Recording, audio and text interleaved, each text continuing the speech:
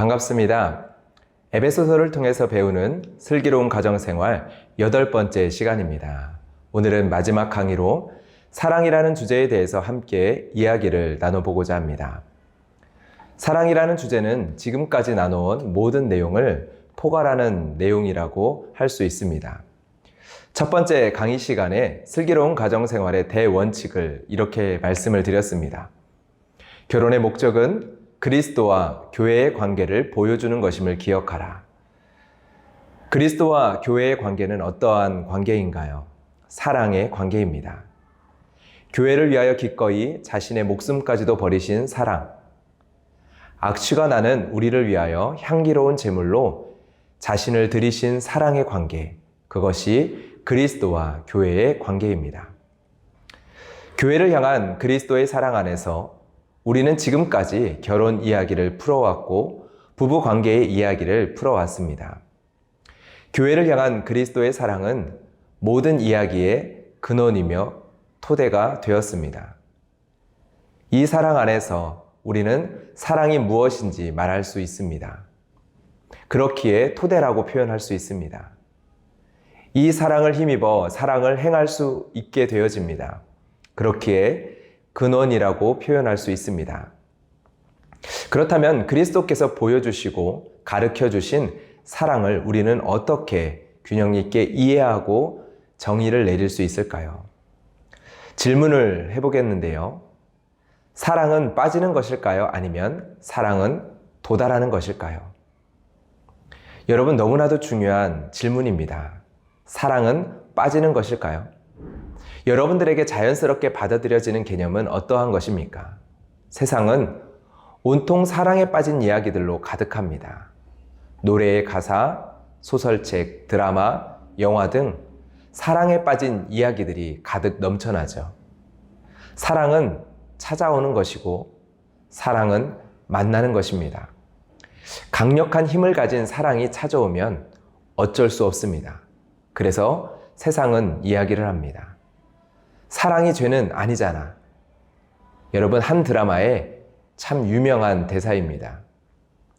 불륜을 들킨 남편이 아내에게 한 말입니다. 사랑이 죄는 아니잖아. 여러분, 사랑에 빠져 사람들은 결혼이라는 목적지에 도달을 하게 됩니다. 불붙는 남녀의 사랑의 종착지로 아름답고 축복된 결혼식을 올리게 되어지죠. 사랑에 빠져 결혼을 하게 된 남녀는 어떠한 기대를 가지게 될까요? 우리가 사랑에 빠진 것처럼 저절로 아름다운 결혼 생활이 이어질 것을 생각하게 됩니다. 저절로 결혼 생활이 이루어지던가요? 우리는 사랑해서 결혼했다. 이 사실이 우리의 결혼 생활을 지켜주던가요? 그렇지 않습니다. 우리는 누구나 부모님의 결혼 생활의 모습들을 보면서 자라갑니다. 무엇을 보게 됩니까? 사랑에 빠져 있는 상태로 결혼 생활을 이어가는 것이 불가능하다라는 것을 경험하면서 우리는 자라갑니다. 나의 자녀들도 마찬가지죠. 부모인 우리들의 결혼 생활을 보면서 자라갑니다. 자녀들은 우리의 부부 관계를 통해서 드라마에 나오는 사랑에 빠진 뜨거운 사랑 이야기를 보고 있습니까? 부모의 연애 이야기를 들으면 정말 그랬냐라고 말하며 놀라워할 자녀들이 있을 것입니다. 그런데 참 재미있게도 사랑을 이야기할 때면 사랑에 빠진 이야기를 합니다. 그리고 나도 사랑에 빠져 결혼하는 것을 기대하고 사랑에 빠져 시작하게 될 결혼, 그 결혼의 해피엔딩을 상상을 하게 되어집니다. 참 신기하죠? 우리가 보는 것과 다르게, 우리가 경험하는 것과 다르게 우리는 사랑을 이야기할 때면 사랑에 빠진 그 황홀한 모습들을 상상을 하게 되어집니다. 게리 토마스는 그의 책에서 거짓된 친밀함이라는 표현을 사용을 하는데요. 우리가 사랑에 빠졌다라고 느끼는 그 순간, 그 시간들 동안에 형성되는 친밀함을 가리켜 그는 거짓된 친밀함이라고 규정을 합니다. 한번 읽어보겠습니다. 거짓된 친밀함은 상대에게 홀딱 반할 때 시작이 된다. 뇌를 완전히 장악하는 이 신경화학적인 반응 때문에 당신은 사실상 눈이 멀어 상대의 결점을 보지 못한다. 강렬하다. 그러나 사랑하는 대상을 이상화한다는 점에서 거짓이기도 하다. 상대를 이상화하여 당신이 원하는 인물로 만들어낸다. 우리는 사랑에 빠져 상대의 약점을 보지 못하고 상대의 단점을 크게 보지 않습니다. 상대가 가지고 있는 강점을 더욱 크게 보고 크게 부각시킵니다. 그러하기 때문에 우리는 결혼할 수 있죠. 게리 토마스는 말합니다. 이렇게 홀딱 반한 감정에 성적인 끌림까지 결합하게 되면 상대를 향해 의문을 제기하는 작은 틈새도 남지 않게 됩니다. 바로 우리가 표현하는 것처럼 완전히 콩깍지가 씌우는 시간을 보내게 되는 겁니다.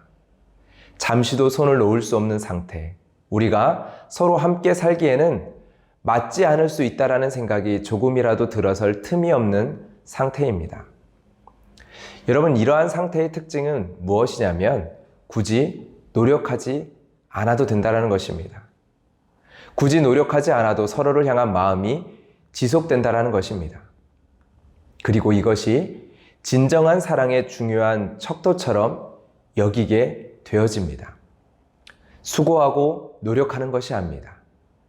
사랑하기 때문에 움직여지는 것입니다. 사랑하기 때문에 행동이 되는 것입니다. 그러나 이러한 사랑에 빠질 때 우리는 거짓된 친밀함을 가지게 되어집니다. 사랑에 빠질 때의 감정을 모두 부정적으로 본다라는 것은 아닙니다. 거짓된 친밀함이라고 표현하는 것은 진짜 친밀함과는 명백하게 다른 부분이 있기 때문입니다. 상대에게 홀딱 반한 감정에 그냥 빠져들 때 그 감정은 하늘에서 떨어진 것처럼 느껴졌다. 노력할 필요도 없이 그냥 생겨나 있었다. 그 감정이 죽자 친밀함도 따라 죽었다. 여러분, 이것이 거짓된 친밀함입니다. 그냥 생겨났던 감정이 어느 날 그냥 사라졌습니다. 여러분, 그러면 어떻게 될까요? 여기에는 어떠한 해결책이 없습니다. 홀딱 반한 감정에 빠져들어 결혼했습니다. 하늘에서 뚝 떨어진 감정 때문에 결혼했습니다. 그런데 그 감정이 사라져 버렸습니다. 여기에는 어떠한 행동적인 논리가 따라오게 될까요? 이혼입니다. 그냥 짝을 잘못 만난 것이라 결론을 내리는 것이 논리적인 행동입니다. 감정이 사라졌는데 감정 없이 결혼을 이어간다? 그건 어떤 의미일까요?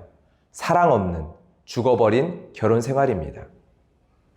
이것이 거짓된 친밀함이라고 이야기하는 이유입니다.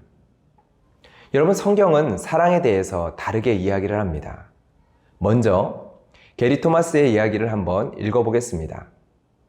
성경은 우리에게 사랑하라고 명할 뿐 우리가 생각하는 의미대로 사랑에 빠지라는 말은 없습니다. 성경적인 사랑은 느껴야 할 감정이 아니라 지켜야 할 헌신입니다. 감정은 억지로 만들어낼 수 없지만 행동은 하나님의 뜻에 복종하기로 선택할 수 있습니다. 하나님은 우리를 창조하실 때 감정적으로 홀딱 반하는 역할을 주셨습니다. 따라서 나도 그런 감정을 부정하거나 하나님이 창조하신 취지 이하로 축소할 마음은 없습니다. 다만 아내를 향해 뭔가를 느끼라는 명령은 성경에 단 한 번도 없는 반면 감정과 무관하게 사랑을 명하는 대목은 자주 나옵니다. 여러분, 성경적인 사랑은 느껴야 할 감정이 아니라 지켜야 할 헌신입니다. 느껴야 할 감정이 아니라 지켜야 할 헌신입니다. 여러분은 이 사랑에 대한 설명이 어떻게 받아들여지십니까? 사랑에서 감정을 배제하는 것은 아닙니다. 성경이 감정을 중요하지 않다 말하지 않기 때문이죠. 성경에는 하나님을 향한 수많은 감정을 표현하는 언어들이 사용되어 있습니다. 감정은 하나님께서 창조하신 것입니다. 그리고 하나님의 형상에 한 부분이죠. 감정이 하나님의 형상의 한 부분이라는 것은 감정은 하나님께로부터 온 것이라는 것을 이야기합니다. 감정은 인간적인 것이 아니라 그 이전에 신적인 것입니다. 성경을 보면 하나님의 형상으로 창조된 인간이 하나님을 향한 사랑을 수많은 감정으로 표현을 합니다. 때로는 한탄으로, 탄식으로, 탄원으로, 때로는 원망으로. 이러한 강한 감정들도 하나님께 쏟아 놓습니다. 여러분, 감정은 아름다운 것입니다. 그러나 성경이 우리에게 사랑에 대해서 뭐라고 말하고 있습니까? 사랑하라 명령을 하고 있습니다. 사랑에 빠졌다가 아니라 사랑해라, 사랑을 이루라, 사랑을 행하라 명령합니다. 사랑은 느껴지는 것이 기준이 아니라는 것이죠. 불륜을 하면서 사랑이 죄가 아니잖아 말합니다. 대부분 이 말에는 어이없다 반응을 합니다. 그러나 세상이 가지고 있는 사랑의 기준은 다르지 않습니다. 사랑하게 되어서 어쩔 수 없어. 이제 사랑이 식어져서 어쩔 수 없어. 이것이 세상이 이야기하는 사랑의 기준입니다. 감정은 억지로 만들어낼 수 없습니다. 그러나 사랑의 행동은 선택할 수 있습니다. 성경은 느껴라가 아니라 성경은 사랑하라 명합니다. 성경이 말하는 사랑과 우리가 경험하는 사랑에 빠졌다라는 것을 우리는 어떻게 구분해서 이해할 수 있을까요? 게리 토마스는 부부 사랑 학교라는 책에서 사랑과 갈망으로 구분하여 설명을 해줍니다. 이것이 매우 유용해서 소개를 해드리고자 합니다. 우리가 사물에 사랑한다라는 표현을 할 때 어떠한 의미로 사용을 하나요? 나는 고기를 너무 사랑해. 나는 여행 가는 걸 너무 사랑해. 나는 자전거를 타며 땀 흘리고 바람을 맞는 걸 너무 사랑해. 무슨 의미로 사용을 합니까? 그것을 원한다의 의미로 사용을 합니다. 여기서의 원한다가 갈망입니다. 이 갈망의 특징은 기준이 나라는 것에 있습니다. 내가 원하고 내가 필요하다 느끼는 것입니다. 모두에게 갈망이 동일하지 않습니다. 그런데 나에게 이 갈망이 사랑이라고까지 표현되는 이유는 나에게는 이 갈망이 크기 때문이죠. 어른들에게는 아이스크림은 너무 달고 차가워서 싫을 수 있습니다. 그러나 3살 난 아이에게는 세상 어떠한 것보다 큰 갈망이 될 수 있습니다. 최근 저의 3살 아들이 아이스크림을 처음 먹었습니다. 누나가 먹는 것을 보면서 항상 먹고 싶어 했지만 최근까지는 주지 않았는데요. 이전에는 아이스크림 케이크를 한번 선물 받게 되었습니다. 그때 숟가락에 찍어서 아주 맛만 보게 했습니다. 그때 이후로 이 3살 난 아이의 갈망의 차원이 달라졌습니다. 맛을 보았기 때문이죠. 이것이 얼마나 달콤한지를 알았기 때문이에요. 아주 최근에는 아이스크림을 덩어리로 제대로 한번 맛보게 되었습니다.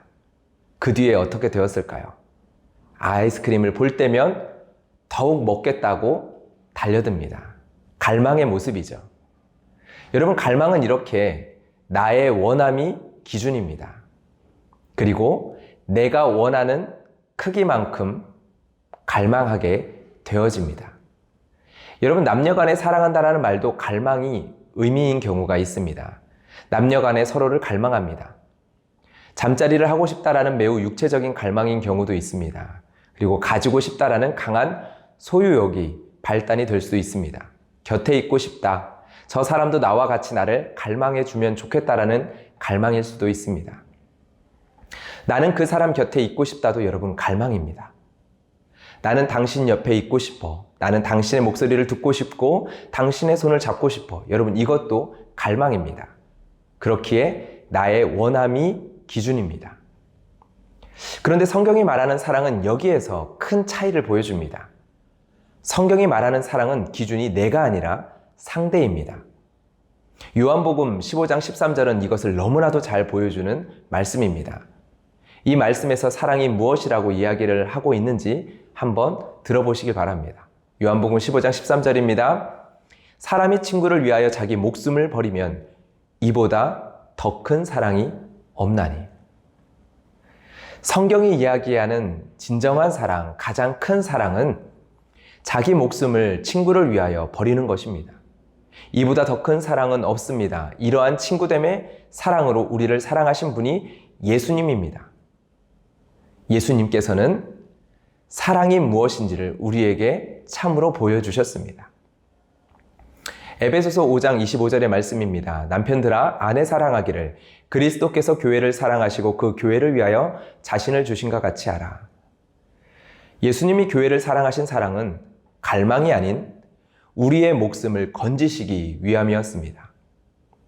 우리를 깨끗하고 흠이 없는 자로 세우기 위해서였습니다. 에베소서 5장 26절, 27절의 말씀입니다.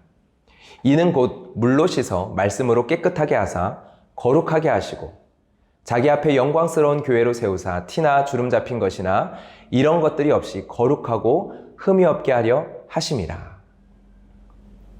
성경이 말하는 사랑은 나의 원함이 기준이 아니라 상대를 유익하게 하는 것, 상대를 잘되게 하는 것에 그 핵심이 있었습니다.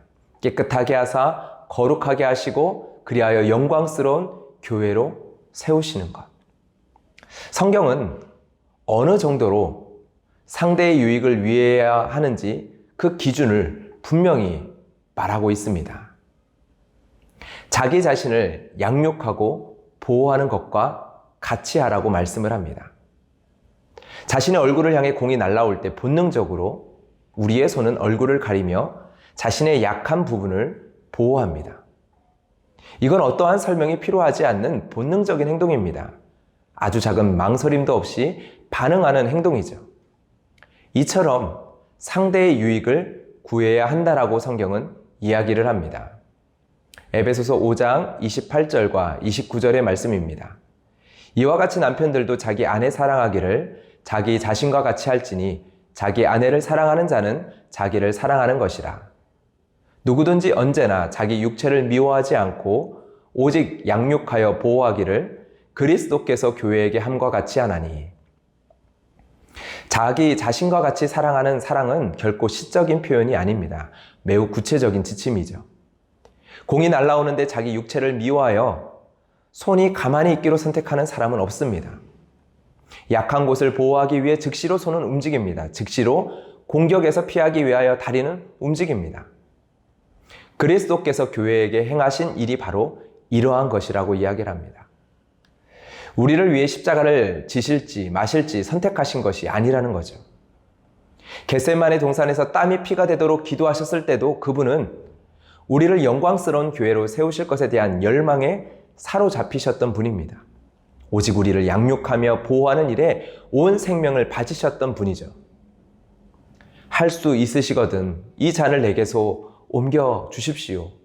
이 예수님의 처절한 간청을 우리는 기억을 합니다.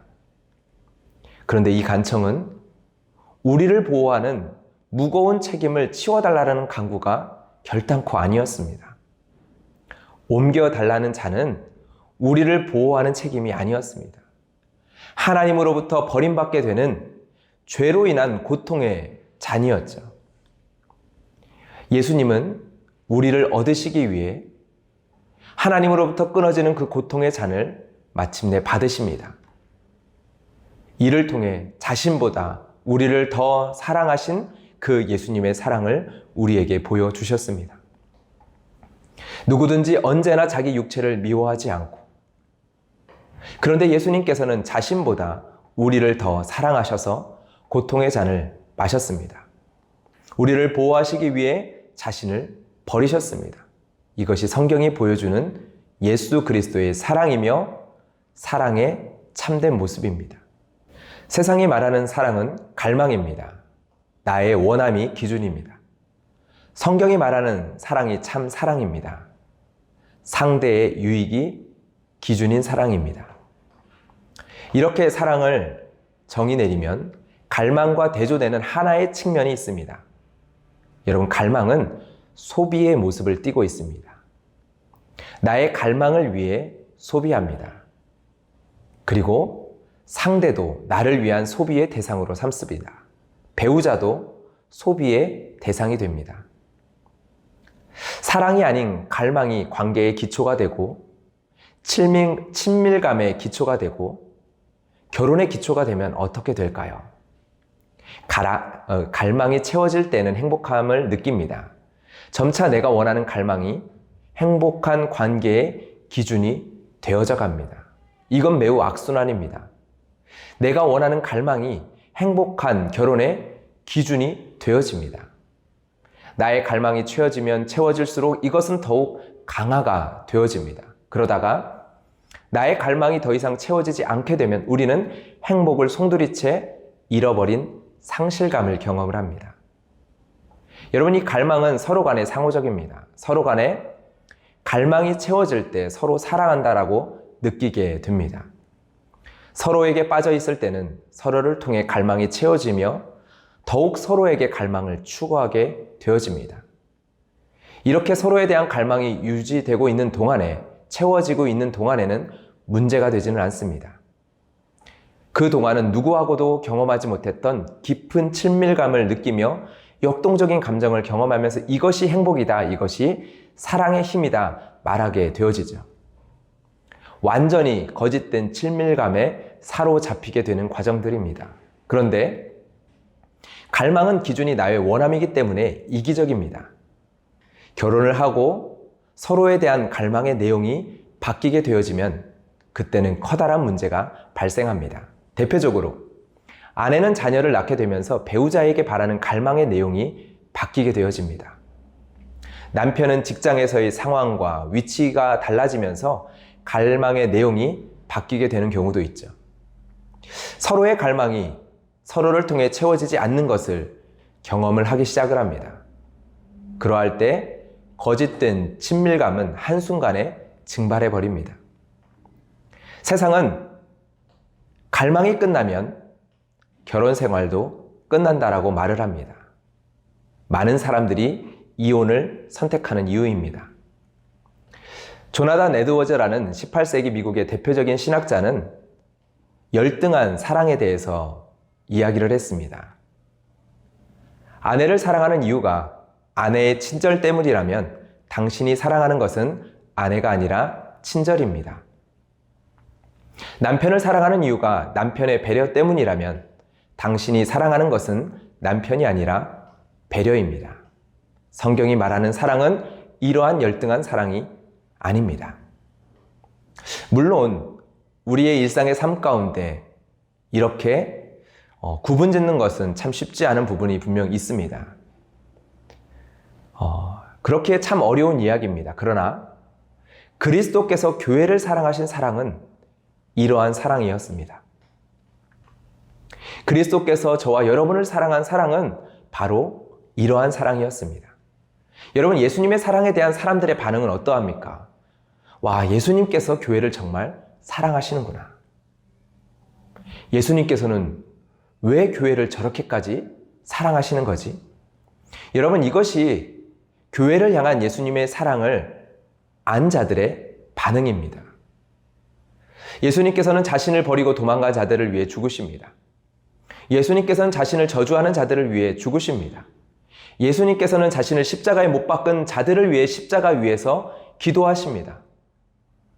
와, 정말 사랑하시는구나. 그런데 왜 그렇게까지 사랑하시는 거지?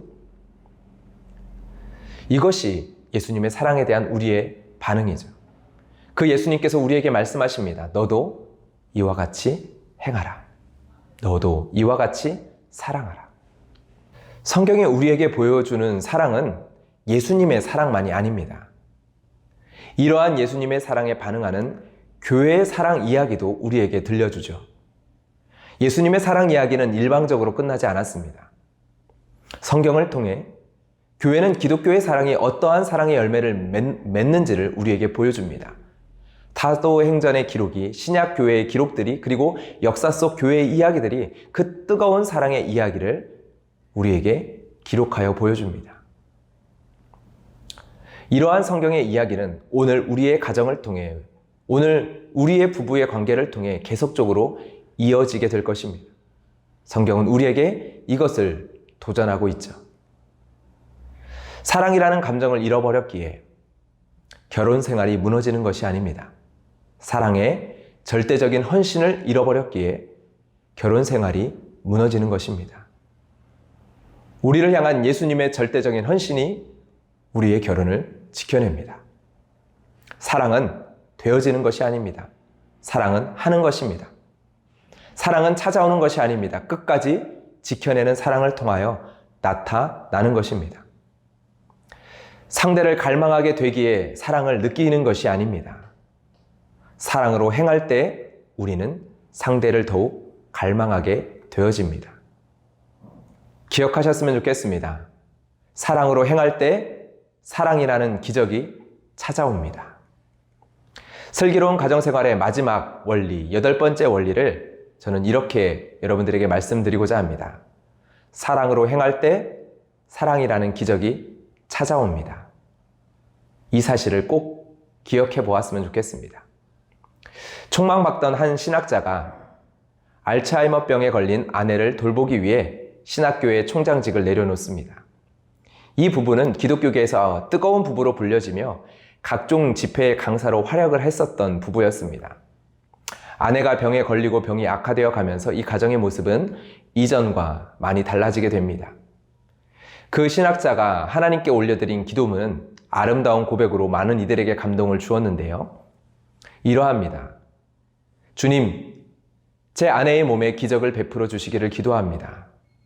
하지만 주님의 뜻이 그게 아니라면 제가 끝까지 아내를 잘 사랑할 수 있도록 저에게 영적 기적을 베풀어 주소서. 안타깝게도 하나님께서 아내의 몸에 기적을 베풀어 주시지 않았습니다. 그러나 하나님께서는 남편에게 영적 기적을 베풀어 주셨습니다. 그의 후의 고백입니다.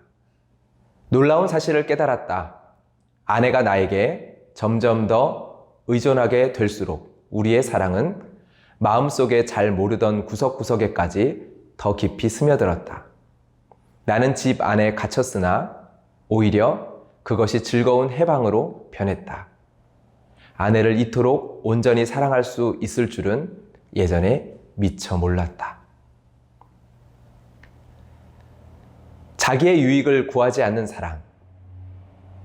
이 세상의 갈망의 방식이 아닌 그리스도의 사랑은 언제까지나 떨어지지 않습니다. 사랑은 무엇입니까? 모든 것을 참으며 모든 것을 믿으며 모든 것을 바라며 모든 것을 견디느니라. 사랑은 언제까지나 떨어지지 아니하되. 우리가 이룰 수 없는 사랑입니다. 그러나 우리가 받은 사랑은 이러한 사랑입니다. 우리는 그리스도의 이 완전한 사랑, 참 사랑에 의지하여 오늘도 나의 감정이 아닌 말씀에 의지해서 나아갈 수 있습니다. 그리고 우리는 우리에게 일어나는 기적과 같은 일을 경험하게 될 것입니다. 언제까지나 떨어지지 않으며 모든 것을 견디어내는 사랑을 내 안에서 발견하게 될 것입니다. 게리 토마스의 글을 한 번 더 인용을 해보고자 합니다. 배우자는 변하지 않을지 모르고 결혼도 파경에 이를 수 있다. 모든 게 고쳐질 거라는 약속은 성경에 없다. 그러나 우리는 자신의 사랑이 떨어지지 않게 하는데 집중해야 한다. 배우자가 정신질환이 있는데 치료를 거부하거나 상습적으로 바람을 피우거나 약물 중독자이거나 물리적 폭력을 일삼는다면 당신의 결혼은 살아남지 못할 수도 있다. 하지만 그렇다고 당신의 사랑이 떨어졌다라는 뜻은 아니다. 심지어 배우자가 결혼을 파국으로 몰아가도 당신은 그리스도께서 우리를 사랑하시듯 배우자를 계속 사랑할 수 있다. 고린도전서 13장에서 말하는 사랑, 언제까지나 떨어지지 않는 사랑, 그 기적과 같은 사랑을 내 안에서 발견할 수 있습니다. 때로는 우리의 가정의 모습이 완전한 가정의 모습이 아닐 수 있습니다. 완전한 부부관계를 이루기에는 어려운 상황일 수 있습니다. 그러나 우리가 하나님께 드리고 우리의 자녀에게 줄 수 있는 것은 여전히 있습니다. 완전한 부부관계는 아닐지라도 온전한 아내, 온전한 남편은 이룰 수 있습니다. 하나님께서 아내를 고치시지 않으시지만 아내를 사랑할 수 있도록 남편에게 영적 기적을 베풀어 주실 수 있습니다. 하나님께서 남편을 고치시지 않으시지만 남편을 사랑할 수 있도록 아내에게 영적 기적을 베풀어 주실 수 있습니다. 배우자는 협력하지 않을지 모르지만 당신이라도 시작하면 하나님은 항상 함께 일하신다. 교회를 사랑하신 예수 그리스도께서 여러분의 신랑이 되어주시고 여러분의 머리가 되어주시기 때문에 저는 분명하게 이 말을 인용하며 여러분에게 말씀드릴 수 있습니다. 이번 강의를 통해서 사랑의 의미를 다시금 정리해보며 거창한 몸짓이 아닌 내가 지금 할 수 있는 작은 사랑의 날갯짓을 해보시기를 마지막으로 권면을 드리고 마치고자 합니다. 참으로 사랑을 키우려면 거창한 몸짓으로 사태를 수습하려 하기보다 작게 시작해 꾸준히 지속하는 게 낫다. 부부관계에 불안한 조짐이 보이거나 배우자 쪽으로 이에 대해 잔뜩 불만을 표할 때면 한 번의 거창한 회개 행위로 상황을 해결하면 된다는 생각이 솔깃하게 다가온다. 문제는 거창한 몸짓을 계속할 수는 없다라는 것이다. 심지어 헛된 기대감마저 불러일으킨다. 얄궂게도 이런 방식은 오히려 상황을 악화시킨다. 그런 일이 계속되지 않으면 그 전후의 공허감만 더욱 드러낸다. 예수님께서 여러분을 지금도 영광스러운 교회로 세워가고 계십니다. 그분이 여러분을 향한 절대적인 사랑으로 여러분과 함께 하십니다. 그 사랑에 기대어 오늘 작은 사랑의 날갯짓을 해보시기를 주님의 이름으로 축복하며 여러분들을 위하여 기도합니다. 슬기로운 가정생활 마지막 8번째 원리였습니다. 사랑으로 행할 때 사랑이라는 기적이 찾아옵니다. 지금까지 8번의 강의를 함께 해주셔서 감사합니다. 이 강의를 통해서 여러분의 각 상황 가운데 가장 적절한 말씀의 은혜로 하나님께서 찾아가 주셨기를 소망해 봅니다. 가정을 그리스도 안에서 세워가는 이 긴 여정 가운데 이 시간들이 작은 날갯짓이 되었기를 소망해 보면서 모든 강의를 마치도록 하겠습니다. 감사합니다.